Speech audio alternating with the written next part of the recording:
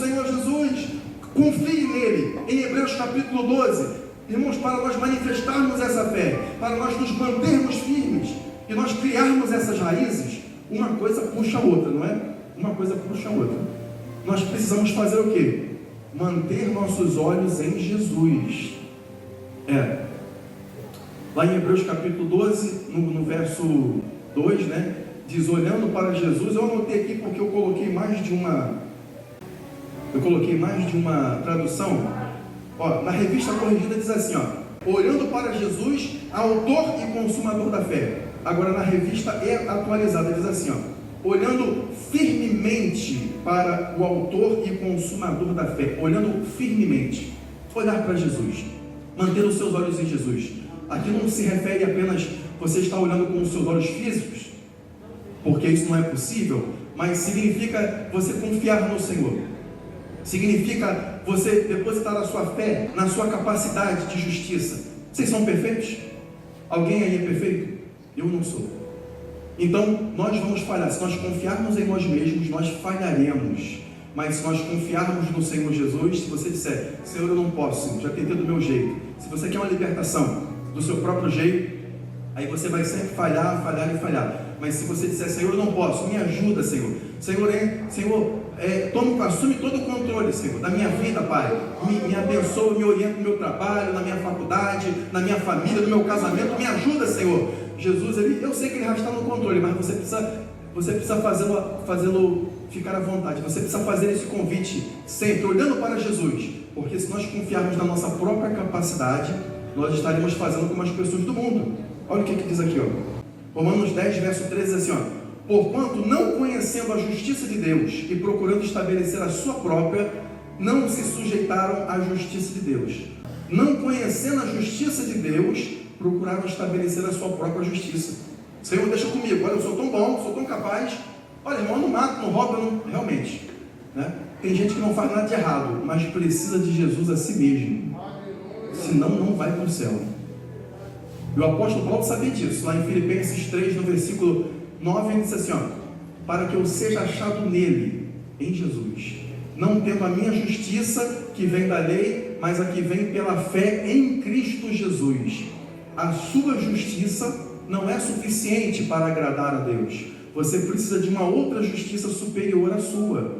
Eu sei que muitos de vocês são bons. Nem todo mundo tem um testemunho de que foi eis isso, eis aquilo. Eu não tenho, viu, irmão? Vou deixar os irmãos para ficar devendo, tá? Eu me converti com 13 anos, entendeu? Eu me converti com 13 anos, né? O que eu me lembro é que eu faltava algumas aulas, deveria ser alguma coisa assim, e tudo. Então, não tenho aqui um outro testemunho de que foi eis isso ou foi eis aquilo. Mas o apóstolo Paulo, ele falou que ele não confiava na sua própria justiça, ele queria confiar na justiça do Senhor. Eu sei que tem pessoas que procuram fazer aquilo que é certo, mas a tua justiça ainda não é suficiente. Procure confiar na justiça do Senhor, na perfeição do Senhor. Olha, Ele sim é perfeito. Pastores falham, homens falham, mulheres falham, bispo, apóstolo, todo mundo pode falhar, mas o Senhor Jesus é totalmente desejável, totalmente perfeito, totalmente amável. Não há nenhuma falha nele. Quando ele falava, ele não precisava pedir perdão de nada. Ele era sempre justo, sempre certo, sempre amável, sempre firme. Ele não era desclassificado, não. Quando Jesus ele ia ter as pessoas rebaixadas, ele não precisava se rebaixar. Ele tinha classe, ele amava as pessoas, ele levantava a moral das pessoas, ele colocava as pessoas que estavam rejeitadas pela sociedade totalmente restauradas e recuperadas. Aquela mulher que é do fluxo de sangue já pensava, eu não sou mais nada, eu vivo sempre doente, mas o Senhor a curou e agora a sua saúde foi restaurada. Aquele homem endemoniado que ficava se cortando lá nos sepulcros, ele não tinha nada que ele pudesse se gabar, aliás, ele não tinha nenhum estado mental perfeito, mas quando Jesus chegou naquele homem e o libertou, aquele homem, ele ficou com a sua mente limpa, e ele quis seguir Jesus, e Jesus disse, não precisa, vai lá para a sua terra, volta para a sua cidade, que chama Decápolis, que é um conjunto de 10 cidades, e você vai falar daquilo que lhe aconteceu. Ele não era nada, era um endemoniado, desnudo, sem valor, mas agora foi liberto pelo Senhor Jesus, se encontrou com o poder de Deus, e agora se tornou um representante, um evangelista, alguém comissionado pelo próprio Senhor Jesus, para pregar o evangelho lá em Decápolis. É isso que ele faz. Não era a justiça dele, era a justiça do Senhor Jesus na vida dele. aquela mulher adúltera ia morrer. Segundo a lei, ela deveria ser apedrejada, e isso era um motivo certo, mas não pela forma com que a lei foi apresentada, porque quem apresentou, que eram os fariseus, a intenção deles não era obedecer a lei, a intenção deles não era exaltar, obedecer a voz de Deus, a lei de Deus. A intenção deles era confrontar Jesus. Eles não amavam a lei, eles não obedeciam a lei, eles eram meros religiosos vazios, sepulcros caiados. Poderia ter a aparência de serem religiosos por fora, de obedecer a Deus por fora, mas por dentro eram vazios, eram homens que tinham espíritos até imundos, porque Jesus falou: vocês são raças de víbora. Quando vocês pregam para alguém, para os prosélitos, vocês os fazem muito mais vezes filhos do inferno. Então Jesus estava dizendo que aqueles homens obviamente não eram salvos, que se ele morresse naquele momento, iriam para o inferno. Mas Jesus chegou para aquela mulher, eles jogaram aquela mulher lá naquele meio, não queriam saber da vida daquela mulher. Jesus é assim, ele dá valor, não importa a pessoa, não importa o que você está passando, estão te desvalorizando, fizeram um pouco caso de você, disseram uma palavra que diminuiu você se sente diminuído. A palavra de Deus diz que quando Jesus se apresentou ali, a sua autoridade, o peso das suas palavras, quando ele disse: se ninguém tiver pecado, que atire a primeira pedra, rabiscou o chão. Mais uma vez ele rabiscou o chão. Ele estava dizendo que ele era Deus naquele momento, né? Aquele simbolismo. Quantas vezes as tábuas da lei foram entregues ao povo de Israel? Pergunta de seminário. 2 vezes, não é verdade? 2 vezes. Deus foi lá com o seu dedo, escreveu a lei ali, e Moisés levou, depois ele cirou, quebrou, voltou de novo, mais uma vez. Quando Jesus se abaixou, e se abaixou de novo, escreveu por 2 vezes, naquele chão de areia ali, que também era composto de pedra, ele estava dizendo: você está querendo falar comigo da lei? Eu passei a lei para o povo. Ele sabia muito bem o que era a lei. Obviamente que ninguém lançou, ele estava lá naquele momento que a lei foi dada. Ninguém, obviamente, que lançou nenhuma pedra sobre aquela mulher. Jesus chegou para ela e disse: então, alguém te condenou? Nem eu te condeno. Vai e não peques mais. Depois de ouvir aquilo, depois de passar por todo aquele momento ali, dramático, com a sua vida correndo perigo, agora ela foi salva pelo Salvador. Quem iria condenar aquela mulher? Quem iria chamá-la de adúltera mais? Porque ela foi restaurada, sua dignidade, sua vida foi totalmente restaurada pelo Senhor Jesus, Mestre e Salvador, aquele que recupera, aquele que salva. Amado, se você ficar firme, Ele vai recuperar, vai restaurar e vai transformar tudo na sua vida que estiver quebrado. Todas as áreas dentro de você que eu não conheço, talvez a pastora não conhece, as pessoas não conhecem, nem o seu cônjuge, o seu marido, a sua esposa não conhece, mas Deus sabe desses pedacinhos quebrados dentro de você. Deus vai estar curando dentro de você, e você tornar-se uma pessoa forte e firme e corajosa para fazer as coisas na vida, amados, para prosperar, para caminhar. Você vai pisar firme, vai parar de olhar para baixo, vai olhar para frente. Não precisa levantar o nariz também, mas apenas olhe para frente, porque você sabe que Deus está contigo, porque você foi restaurado pelo poder do Senhor Jesus. Vamos dar um forte aplauso, louvor ao nome do Senhor nessa hora. Aleluia. Não confie na sua capacidade, na sua perfeição, porque nós não temos, mas tem gente, eu estou falando isso, mas tem gente que tem. Não é o caso daqui, mas eu sei que tem gente que me assiste pela internet, depois eu vou publicar o vídeo também. Então, a palavra de Deus diz que Pedro, por que Pedro foi um homem, além daqueles 12 que andavam com Jesus, ele foi o único que fez aquele papelão. Ele foi o único que fez aquela atitude dramática de negar o Senhor diante das pessoas. Por quê? Porque ele confiou em si próprio. Quando Jesus estava falando, dando as prevenções para eles, estava abrindo a boca dizendo assim: Senhor, eu nunca vou te negar. Ele estava sendo arrogante.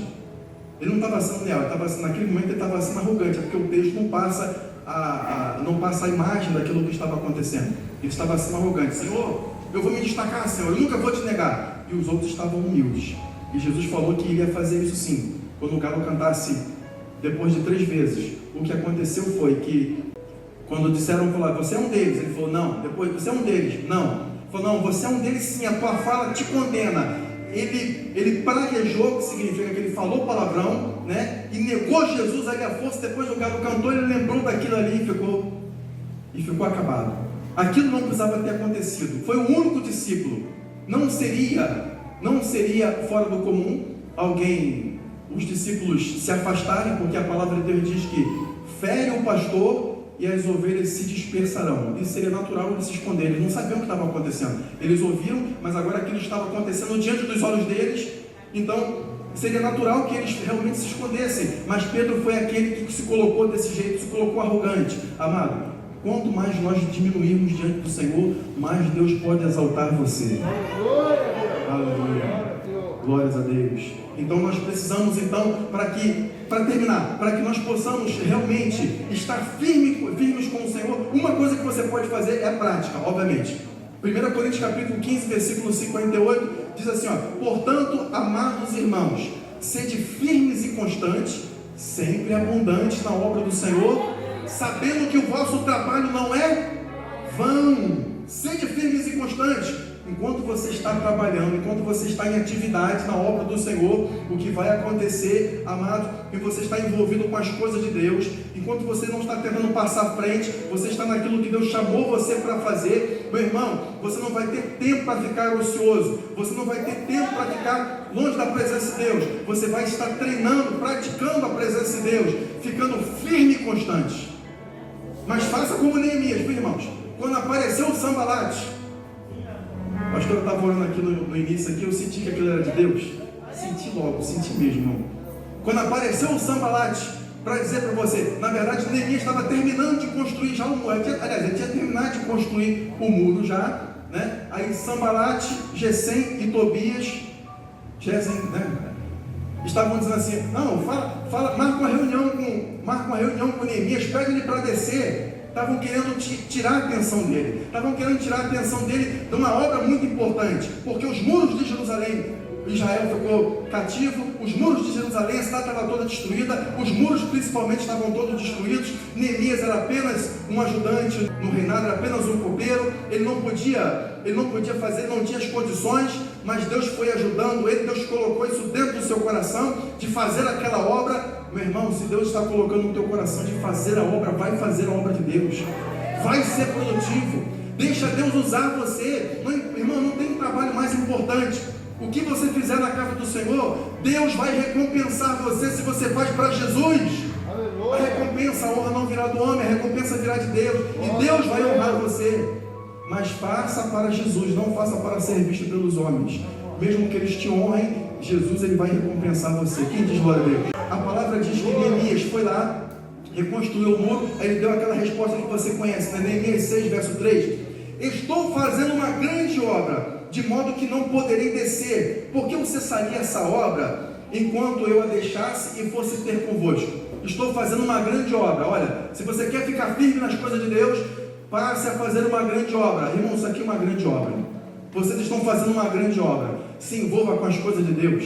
Não importa, irmão, mas tem coisas mais importantes. Eu queria cantar, ou eu queria... Irmãos, deixa cada um fazer aquilo que Deus chamou para fazer. Deus vai te recompensar, meu irmão. Pode confiar naquilo que eu estou falando para você. Deus vai recompensar você por qualquer coisa mais simples que você fizer para o Senhor, para a sua obra e para a sua casa. Ele é o galardoador, Ele é o recompensador da sua vida. Diga glória a Deus. Glória a Deus. Não pare aquilo que você está fazendo para ouvir Sambalate, para ouvir Gesem, para ouvir Tobias. Eles são interceptores da obra, eles vão querer interromper aquilo que você está fazendo, tirar você do caminho certo. Continue trabalhando, continue louvando, porque a palavra de Deus diz, amados, no verso de número 16, diz que quando os inimigos ouviram aquilo que estava acontecendo, eles temeram. Verso 16, abateram-se muito nos seus próprios olhos, porque reconheceram que o nosso Deus fizera essa obra. Continue trabalhando. Tem gente, vou trazer um segredo para vocês aqui. Tem gente que quer que você pare o que você está fazendo na casa do Senhor. Não sei, pode ser de outro lugar, eu acredito que seja de outro lugar. Quer que você pare. Enquanto você não parar, a pessoa não sossega. Quando você parar, aí sim, quando você estiver em casa sem fazer nada, braços cruzados, aí você se torna lá uma ameba, um inútil lá, desculpa essa expressão lá, né? Se você não quer fazer uma coisa para Deus, aí sim a pessoa fica tranquila, ela fica satisfeita. Mas quando você está sendo produtivo, quando você está se entregando ao Senhor, quando Deus está usando você, seja no que for, irmão, numa porta, num som, entregando um copo de água para alguém, Deus vai recompensar e vai ajudar você. Deus vai abençoar a sua vida, amados. Glórias a Deus. Os inimigos, eu estou falando de inimigos espirituais, mas pode ser inimigos de pessoas também. A palavra de Deus diz que os inimigos, eles vão ficar diminuídos aos seus próprios olhos. Não que nós os olhemos assim, mas para eles mesmos eles vão se olhar dessa forma, porque eles vão reconhecer que Deus é o Deus que está nessa obra e trabalhando nesse lugar. Diga glória a Deus. Dê mais um aplauso bem forte, louvor ao nome do Senhor, amado.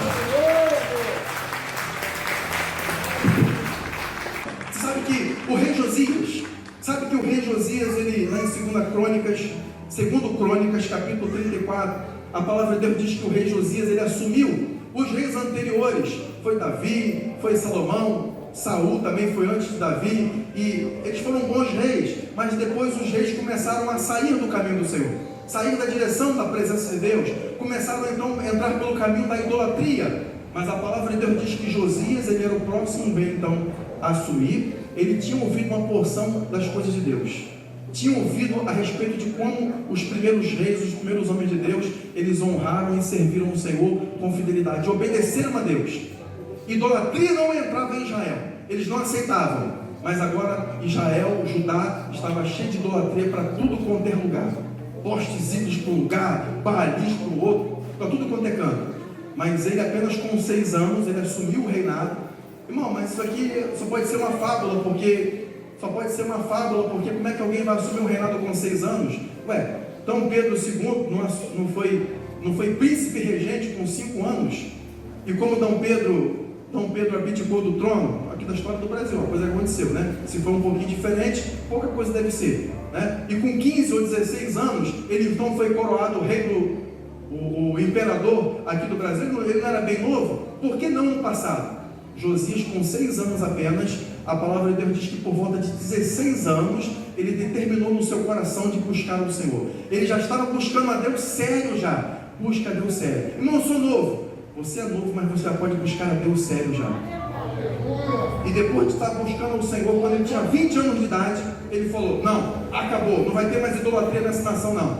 Ele mandou quebrar os ídolos, mandou quebrar os baalins, mandou derrubar os símbolos do Deus Sol que tinha para tudo quanto é lugar. A nação estava toda idólatra, estava debaixo de maldição. Mas Josias, ele disse: não, vamos acabar com tudo isso, vamos reformar as coisas, vamos colocar as coisas no lugar, vamos colocar os pingos nos is. E durante isso que estava acontecendo, um dos sacerdotes encontrou o livro da lei. Irmãos, olha só, irmãos, isso dá tristeza, porque a palavra de Deus diz que ele chorou, rasgou as suas vestes, né? O livro da lei que Moisés havia dado para o povo seguir a palavra de Deus estava até perdido, mas o sacerdote havia encontrado. Está aqui o livro. Foi o quê?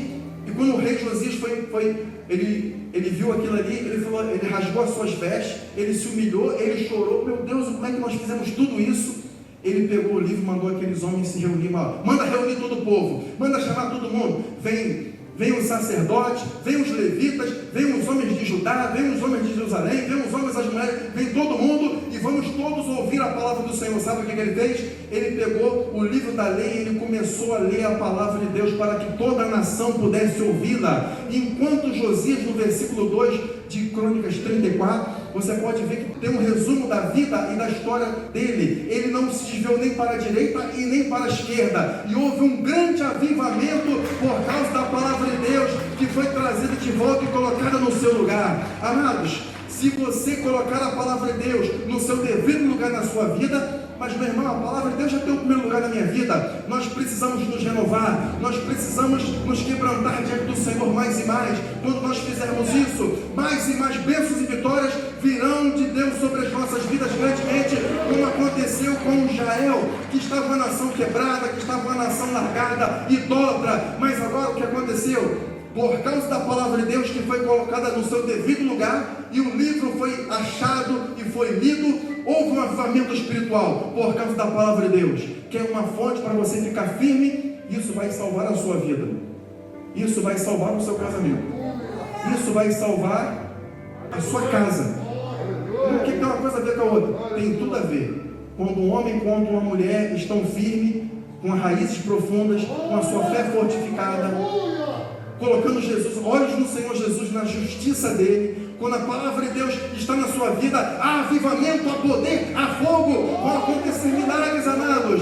Deus não ficou diferente, Deus é verdadeiro. A pregação que ficou diferente, o povo muitas vezes no dia de hoje ficou diferente, mas Deus vai fazer milagres nos últimos dias para confirmar a sua palavra, como ele fez no passado. As pregações serão pregadas e haverá sinais para confirmar a palavra de Deus, não para fazer o pregador ficar no pedestal, irmãos, porque o Espírito Santo não glorifica o pregador,